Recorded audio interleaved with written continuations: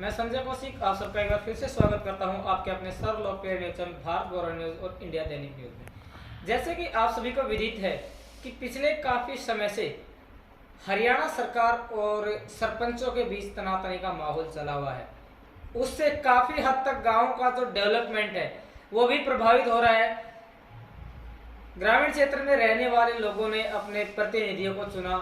इसके बाद सरकार कुछ पॉलिसीज ऐसी लेकर आई जो गांव के विकास में बाधाएं बनी और उन पॉलिसियों का खामियाजा गांव की जनता को भुगतना पड़ रहा है। आज किसी भी गांव में जाते हैं देखते हैं गंदगी का ढेर लगा हुआ है या फिर जो हालात थे बद से बदतर हो चुके हैं। आज एक ऐसे गांव में हम मौजूद हैं जहां के सरपंच ने अपने निजी मत से, वो चाहे पंचायती जो जमीन है उससे आने वाला किराया हो या फिर निजी मत से, बेहतर तरीके से विकास कार्य करवाया है और अभी भी लगातार विकास कार्य प्रगति पर है। कुछ ऐसी समस्याओं का समाधान भी किया गया है जो तकरीबन पिछले 40 से 50 वर्षों से गांव के सामने मुख्य समस्या थी।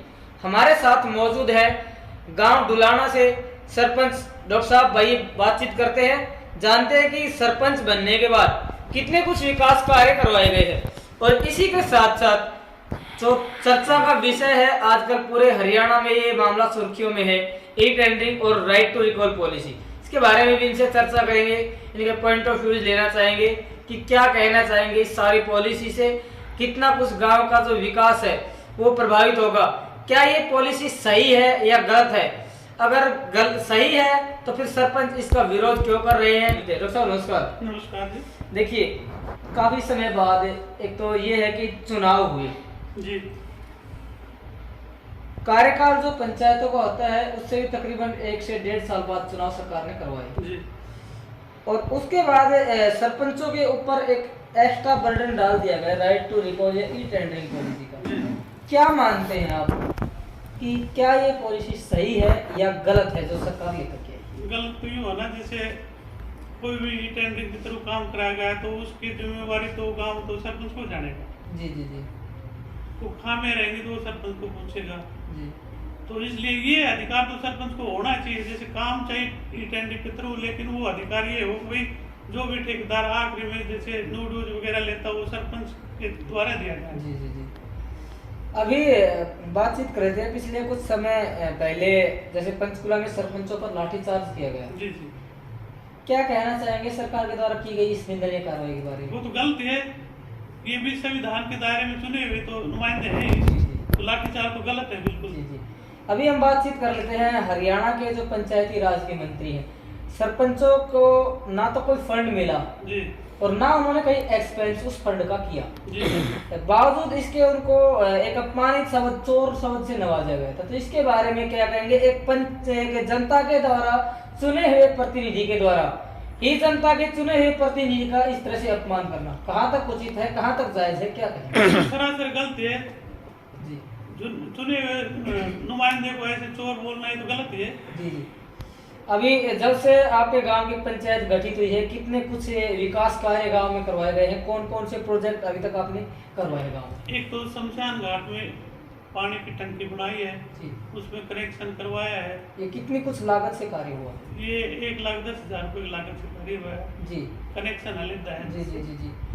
अभी एक सबसे मुख्य बात ये है कि जो काम आपने करवाया है, अभी जैसे सरपंचों की और सरकार की मीटिंग भी हुई थी, जी जी। उसमें ये कहा गया था कि 5 लाख रुपए तक के कार्य करवा सकते हैं जी। आप। तो 5 लाख रुपए में क्या गांव का विकास कार्य या पूर्णतः विकास संभव है? ना, 5 लाख में कहाँ विकास है? कोई रोड भी नहीं बनता 5 लाख में तो। जी जी जी अभी हमें देखने गए तो वो भी कम से कम 10 लाख रुपए रोड बनता है। जी।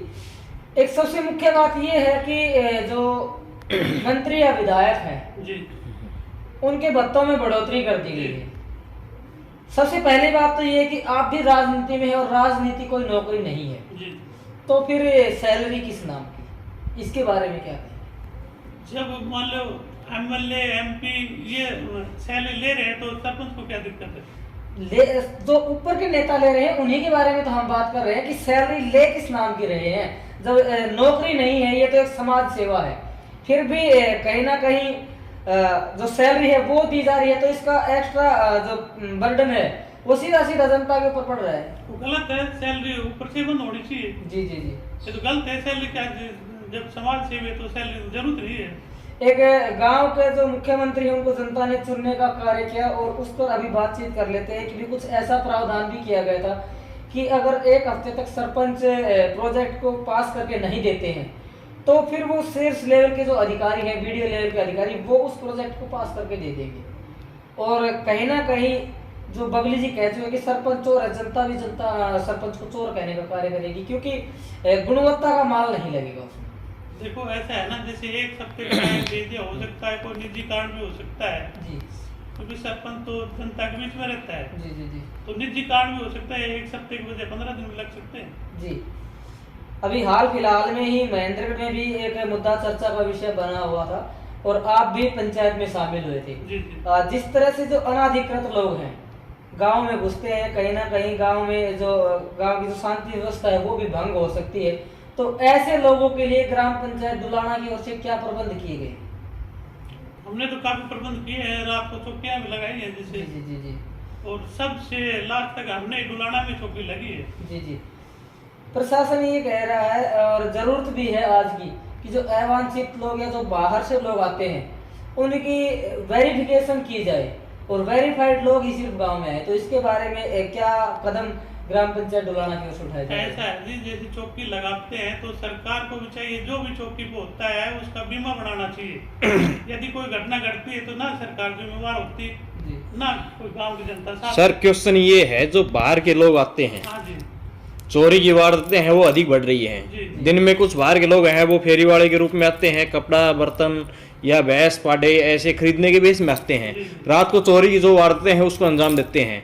कुछ दिन पहले का मामला है, नहर के पास जो वारदात हुई है आपको ही पता है। पता है। उसके बारे में क्या कुछ ठोस कदम आपकी ग्राम पंचायत डुलाना की तरफ से उठाए गए हैं? वो तो हमने ये करा है, जैसे अब कोई भी गांव में आता है जी। तो उसके बारे में उसका एड्रेस वगैरह पता होना चाहिए, जी जी। पूछना चाहिए, कोई संदिग्ध लगता है तो पुलिस को फोन करना चाहिए। एक आपके गांव में पार्क है जिसकी हालत भी काफी दयनीय बनी हुई है, वही बातचीत कर लेते हैं।